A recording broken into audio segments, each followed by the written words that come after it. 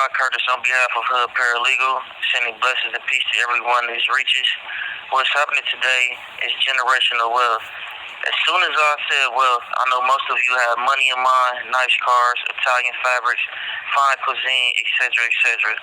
But I want you to really think about wealth and what wealth really is. Over the years, wealth renewed itself to me. I now view wealth from a spiritual aspect, a mental aspect, emotional aspect, and last, a generational aspect. Being a minority, we tend to think that the things I have mentioned before are a sign of wealth. We must become conscious of possibilities, choices, experience, and create a new timeline. Also become less selfless and invest information, develop a new mind, and develop new habits. My investment, no matter time or money-wise, I think about my two daughters, Jemiah and Anila, and whether or not this will benefit them. We know the history of blacks and the horrific, unimaginable experience they had to go through. The struggles is appreciated tremendously. So why are we not doing purposely things to benefit the ones after us as those before did with us? Teach the youth about politics so the law could become just. Teach the youth about the value of money so more black businesses are created. Teach about the importance of family and tell them about how lucky they are to be around family. Our people sacrifice much. The most important is education. We tend to unconsciously wish failure on individuals that are more successful. Instead, we should look for ways to develop a partnership with them. Tell our black queens how beautiful and how appreciated they are. With that, hopefully generational change comes and young black men will build up our women instead of tearing them down. It's as simple as leading by example, not in sight but in vision. Let us evolve, become because of who we used to be. The phases of understanding makes you effective and empowers. Generational wealth has purpose and destiny. Opportunity addressing adversity must be recognized. To elaborate more and dive more in depth, I want to address the buy now, pay later dynamics. First, living large while feeling low. African Americans have a tendency to overcompensate through material brazeness. We seek the best to prove we are the best, using our dollars as defense mechanisms to show that we are worthy. Blacks have a strange loyalty to the best brand because subpar products remind us of our perceived subpar status. Second, gotta have it now. This is a generational instant gratification component to our spending and saving habits. As uninformed consumers, we are susceptible to marketing pleas to quote-unquote have it now as opposed to saving, investing, or putting off unaffordable purchases. Third, paying the black tax. We expect and willingly pay more for products at what are often astronomical interest rates. We endure a wide range of financial penalties due to our uncontrolled desire to quote-unquote live large and quote-unquote have it now. Fourth, eat, drink, and be merry. For many of us, life is and has always been considered fragile and unpredictable. Since tomorrow is never promised, we must have desired products now at all and any cost. This attitude also explains why we hesitate to rise our hard-earned money in financial institutions or this. Fifth, blacks have been systematically excluded and we have excluded ourselves from learning the economic ABCs of American life. This has not only turned us into easily seduced buyers, but also handicapped builders of personal and communal wealth. These dynamics accentuate the mystery of why we lag behind others we have amassed. With generational wealth through financial equity. To reverse the pattern, we must first understand how our consumer and saving pattern link us to our psychological 400 years old wounds. We live in the richest consumer society on earth. Black collective buying power is almost $800 billion annually. Can we make an imprint on the future? I'm joined today with Jose Rodriguez and also Corey Woodland. We have made an imprint on the consumer market. Can we make an imprint on the culture and walk in another light in the future? To inform you more and give the historical impact, here's Corey Woodland. What's going on, world? It's your boy Corey, and thanks again for tuning in to episode 6 of the Hood Paralegal podcast. And like my partner, my brother Javon, elaborated on, we're talking about generational wealth. Before I start, I want to send a RIP to Robert Takeoff. You know, it's another legend gone too soon in the black community. And also, I want to give a shout out to independent artists. My little cousin, my guy, my friend, Big Guy DG, and that's BIGGUYDG. And you can check him out on all streaming platforms. He got some nice quality music, and he's doing some good things, and he a good brother. I want to start off with this quote. If the deals are not in our favor, we respectfully decline. I repeat, if the deals are not in our favor, we respectfully decline. Now, how is it that in 1865 black folks own 1/2 of 1% of the nation's wealth, and now own only 1.5% of the nation's wealth? That's only a 1% gain in 155 years, despite the idea that there's been a ton of progress. If home ownership primarily has been the way that America and their families, and if you prevent black folks from being able to purchase a home, you do significant damage to their ability to build wealth. Why does wealth matter? It matters because it impacts nearly every other system that folks want to participate in. It has an impact on your schools, and unfortunately, it has an impact on your health care. This system has been so effectively built that it actually doesn't rely on individual actors to operate it. And that's the brilliant move of racism over the last 100 years used to require overt action. But once you institutionalize racism, it's like being on autopilot, like driving a Tesla. Your hands don't have to be on the wheel anymore. The system is working toward the desired outcome without you having to do anything to aid it. Now, we live in the richest consumer society on earth, and black collective buying power is almost $800 billion annually. Now, the bad news is, because of our undisciplined, indiscriminate buying habits, African Americans are still America's poorest group. A study by Demos and the Institute for Assets and Social Policy revealed that millions of middle-income earning blacks, from factory workers to bank tellers to white-collar managers, are slipping toward destitution. Just as low-income blacks were devastated by the subprime mortgage catastrophe, so were middle and upper-income African Americans. The Center for Responsible Lending reported that high-income blacks were almost twice as likely as low-income whites to receive high-interest subprime loans.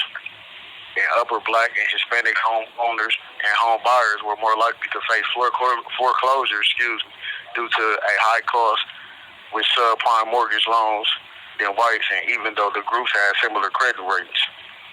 Now, black groups, according to Demos, upper, middle, and lower, experience disproportionate rates of financial risk due to abundant credit card debt and high interest purchases for depreciating items such as cars, electronics, and fancy appliances. And low-income blacks, however, are dominant supporters of the multi-billion-dollar payday loan and rent-owned utilities entity that can charge triple-digit interest rates and rent merchandise at sometimes more than 200% above the manufacturer's suggested retail price. Now, I want to explain some of the historical roots to the buy now, pay later dynamics. The first one, living large while feeling low. Now, dehumanization for slaves meant that they could not claim any status whatsoever. And in America, status was defined by material possessions. Thus, blacks have long sought to buy personhood, and we've been trying by buying every since. Number two, gotta have it now. One thing that slavery taught us was that tomorrow is not promised. And due to our precarious existence and uncertain future, blacks learned to squeeze whatever joy was attainable in the moment. Number three, paying the black tax. Designated second-hand class citizens, we were taught we would deserve to get less, to pay more, and to be taken advantage of. And learned helplessness meant that there was nothing we can do about it anyway, so we believed that we deserved humiliation and harm. And number four, dollars and cents. Enslaved blacks were denied the opportunity to learn about money because they were forced to work without pay, without the benefit of financial literacy. Blacks only saw the consumption side of the equation, not the money management side. The cues to buy resonate differently with a race that had to secure the right to be treated as humans and force white businesses to treat them like any other American consumer. Unlike whites, we were denied the basic right to be free will consumers. Restrictive but legal covenants excluded African Americans from purchasing homes in neighborhoods considered white. We cannot patronize white-only diners, theaters, clubs, and colleges of shops and many stores. For centuries, spending money just like white folks was not even a possibility. That all changed after we fought for the right to force our money upon whites. Now, how did this financial and emotional rejection, supported by the incessant, centuries-long Black Inferior campaign, affect us? Now, consider the sit-ins that accelerated the Civil Rights Movement. Black Americans risked life and limb to force Southern lunch counters, restaurants, and stores to accept our businesses. In fact, much of the movement was about gaining the right to consume like whites, whether patronizing restaurants and hotels or buying clothes, cars, televisions, and homes. We were in survival mode, flexing our equal rights muscles while forsaking our economic education heads. Not to downplay the dismantling of legalized segregation, but the major thrust of the Civil Rights Movement included the demand that whites allow us to consume their products and utilize their services. The profound irony of the movement was that it clogged arteries that recirculated hard-earned cash back into the Black communities and businesses. Instead, the flow was rerouted to benefit white power brokers and businesses. Now, during slavery, blacks had little to no control over their lives and their fates, and it seeded a sense of living in the now in our sights. In a society where rank is determined by material wealth, we are still seeking to bylaw status, only this time through mindless, unbridled consumption. And back in the day, it was in the slaveholders' best interest to keep slaves in such despair that they could concentrate only on servitude and survival. Deprived and beaten down emotionally, slaves had little left that inspired them to even imagine the future. For hundreds of years, survival was our sole focus. Slavery, oppression, vicious Jim Crow laws, and the government's failure to ensure our rights and safety solidify and legitimize levels of extreme insecurity. And life's uncertainty and cruelty conditioned us to grab whatever pleasures we could the best and quickest way possible. Now I want to speak on some of the evolutions of the slave-based economics. Under the post-emancipation sharecropping system, whites deliberately saw to it that black farmers never got ahead.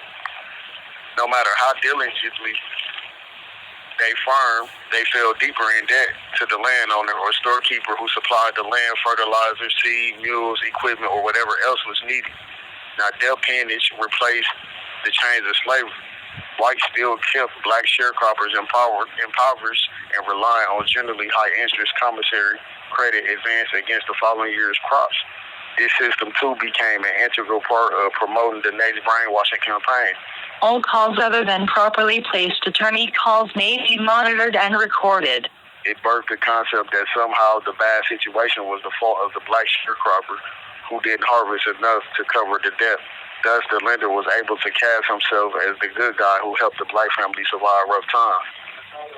Our history of feeling inferior fuels the propensity for African Americans to buy name brands we perceive to be the best, knowing that we have been considered less than, less smart, less capable, less clean, less law-abiding, less generous, less worthy, spawn a reflexive need to demonstrate that we are equally, if not more, worthy. And this emotional void drives the hip-hop generation. Insatiable hunger for more bling, shinier cars, pricier liquor, and premium price products.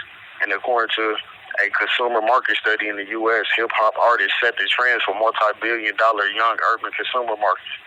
The brands that are spontaneously embraced and experience significant sales in this young demographic are those that appear to be genuinely used by hip-hop artists and featured in their lyrics or videos. Young black fans paying high prices for brand name items may be influenced by hip-hop artists, but in reality, they're continuing a trend established long before their birth. Now, during the Great Migration between 1910 and 1970, more than 6 million black men, women, and children flooded the northern urban centers of America. The promise of better education, job opportunities up north outweighed the realities of brutal racism. While many blacks received educational and job opportunities in meatpacking, steel, automobile, and other industrial and unionized industries, they also encountered a system of northern racial oppression that was equally damaging to their well-being. Racial segregation in the form of mortgage discrimination and redlining ensured that blacks were kept out of white neighborhoods and confined to overcrowded inner-city slums where rent gouging was common. Whites were able to buy homes thanks to the federal government initiatives such as the 1934 National Housing Act, and that measure which helped kick off the post-war suburban housing boom severely limited lending in the African-American neighborhoods. Now, in conclusion, education has always been the key to self-improvement and financial stability. During and after slavery, we were denied education and opportunities to fully immerse ourselves in the culture of money management and growth. Because of the psychic deficit caused by a race-based self-esteem deficiency, we are sitting ducks for mass media's version of consumer education. Buy now, pay later.